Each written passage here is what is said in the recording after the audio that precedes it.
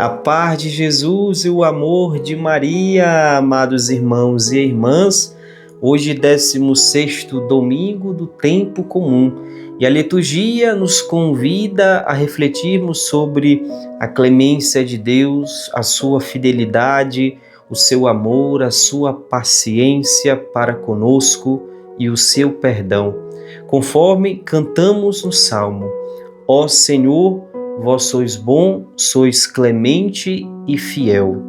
É o encontro com esse Deus que nos propõe a liturgia deste domingo, para que possamos fazer acontecer em nossa vida esse reino de Deus em que o Senhor nos anuncia. Ao encontrá-lo, descobrimos o que é o essencial para a nossa vida, para a nossa vivência em comunidade e também para a nossa missão enquanto discípulos missionários. A temática central da nossa liturgia deste domingo, sobretudo do Evangelho de hoje, é o Reino dos Céus. E assim nós damos continuidade ao Evangelho que nós iniciamos semana passada, onde falamos sobre o semeador que saiu a semear. E aí perguntamos de que forma nós acolhemos essa palavra, com o coração cheio de pedras, de espinhos ou uma terra boa. A primeira parábola do semeador. E hoje nós ouvimos outras parábolas a respeito da realidade do reino dos céus. Diante dessa realidade, nos perguntamos o que é o reino dos céus, como ele acontece em nosso meio, qual participação nós temos nele, como ajudar a construí-lo. O Senhor nos convida para acolher a sua palavra através dessas parábolas em que retratam o reino dos céus. Mas na primeira leitura, nós ouvimos no livro da sabedoria falar do próprio Deus, que é amor, compaixão, misericórdia.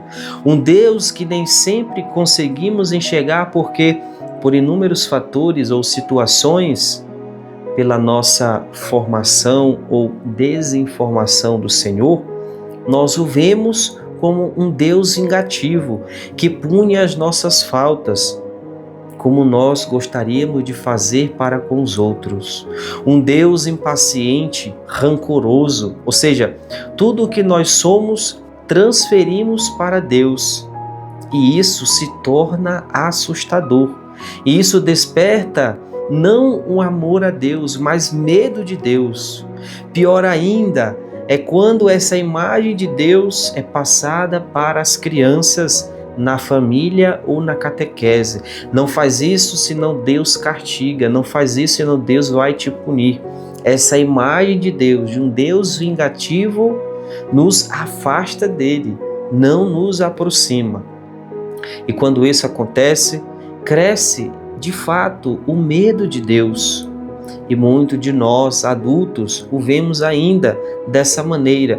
E por isso é difícil nos aproximarmos dele, porque nós temos medo de Deus. E essa realidade não deve ocorrer na nossa vida, na nossa comunidade, na nossa pastoral.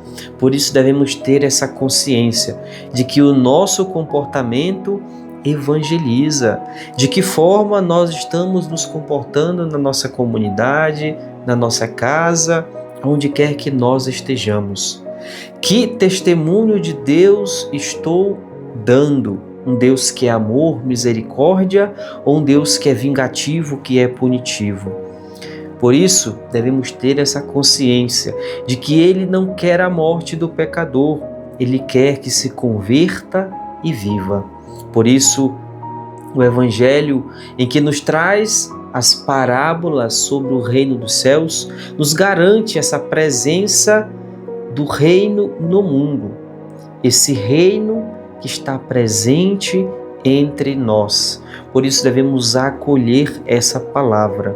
Diante das tribulações, diante das nossas dificuldades, nós estamos nessa caminhada para acolher o reino de Deus. E assim nós continuamos em contato com as parábolas do reino. E hoje o Senhor nos apresenta 3 realidades: o trigo e o joio, o grão de mostarda e o fermento. O reino dos céus é comparado a essas 3 realidades: o trigo e o joio, o grão de mostarda e o fermento. O trigo e o joio, o Senhor permite que cresçam juntos, para que no momento da colheita seja feita a seleção do bem e do mal.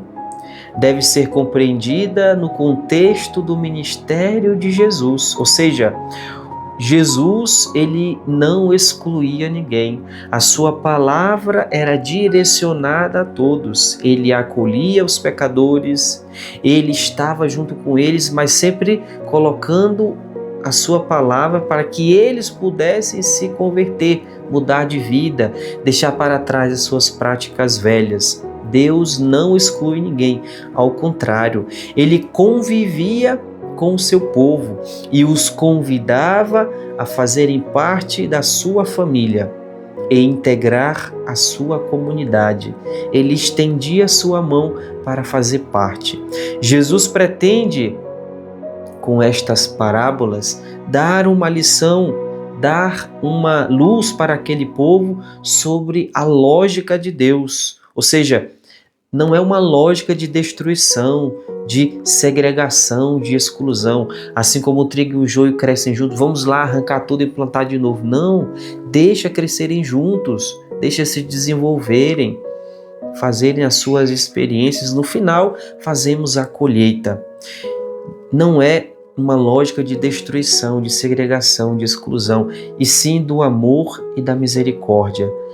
Ele tem um plano de salvação e de graça que oferece gratuitamente a cada um de nós. Oferece gratuitamente a cada um de nós. E no momento oportuno serão separados os bons dos maus. Por isso, estas parábolas sobre o reino dos céus, o trigo e o joio, o fermento, o grão de mostarda, não servem para nos assustar, mas para nos deixar em alerta de que o método de Deus é justamente esse: deixar que nós possamos crescer em liberdade, acolher ou não a sua palavra, integrando-se ou não à sua comunidade. Nesta parábola, o Senhor nos apresenta essas figuras, que Deus ele é paciente, é amor, é compaixão, é misericórdia, e que os seus servos muitas das vezes estão ali para ajudar, outros estão para atrapalhar. É o trigo e o joio. Na nossa comunidade é a mesma coisa. Sempre tem o trigo e o joio juntos. Quando nós construímos uma coisa boa, vem algo ruim para nos derrubar. E muitas das vezes esse algo ruim está dentro da nossa comunidade, que está ali funcionando não para o crescimento do reino de Jesus, mas para nos derrubar.